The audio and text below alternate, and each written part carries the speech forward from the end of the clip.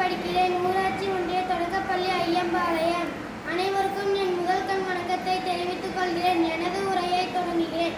தமிழ் தாய் பெற்றெடுத்த தங்க நிற தலைவா, தன்னையே தரணிக்கு தந்த தவ புதல்வா, மலர்களால் உன்னை அலங்கரித்தோம், உன் மலர் பாதங்கள் போற்றி புகழ்கிறேன். காமராஜரை பற்றி உங்கள் அனைவருக்கும் தெரியும். இருந்தாலும் அவரை பற்றி உங்களிடம் துளிகள் பகிர்ந்து கொள்ள விரும்புகிறேன்.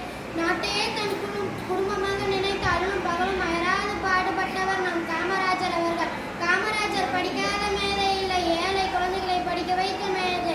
காமராஜர் அணைகள் கட்டினார், அழியாத தொழிற்சாலைகளை கட்டினார், அசையாத பள்ளிக்கூடம் கட்டினார். இருந்தாலும் அவர் கதர் ஆடைகளை தான் கட்டினார். காமராஜர் இறந்த பொழுது அவரது வீட்டை அரசாங்கம் எடுத்துக்கொண்டது. ஆனால் அவரது பெயரை மட்டும் வரலாறு எடுத்துக்கொண்டது. விருதுநகரில் 1903ஆம் ஆண்டு ஜூலை திங்கள் 15ஆம் நாள் குமாரசாமி நாடாருக்கும் சிவகாமி அம்மையாருக்கும் காமராஜர் தவ புதல்வனாக பிறந்தார். காமராஜர் எளிய குடும்பத்தில் பிறந்தாலும் ஏற்றங்கள் கண்டவர்.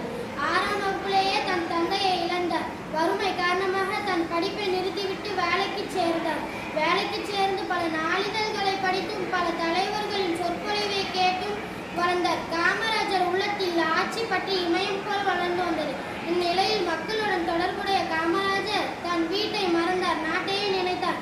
நம் தலைவர் கலந்து கொண்ட போராட்டங்கள் ஒத்துழையாமை இயக்கம், வைக்கம் போராட்டம், உப்பு சத்தியாகிரகம், வெள்ளையனே வெளியேறு, கள்ளுக்கடை மறியல்.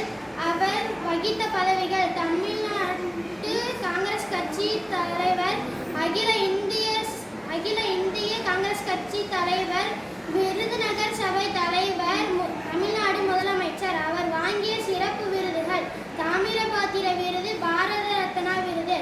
அவர் பயணம் செய்த நாடுகள்: இலங்கை, ரஷ்யா, ஜெர்மனி, மலேசியா மற்றும் பல நாடுகள் பயணம்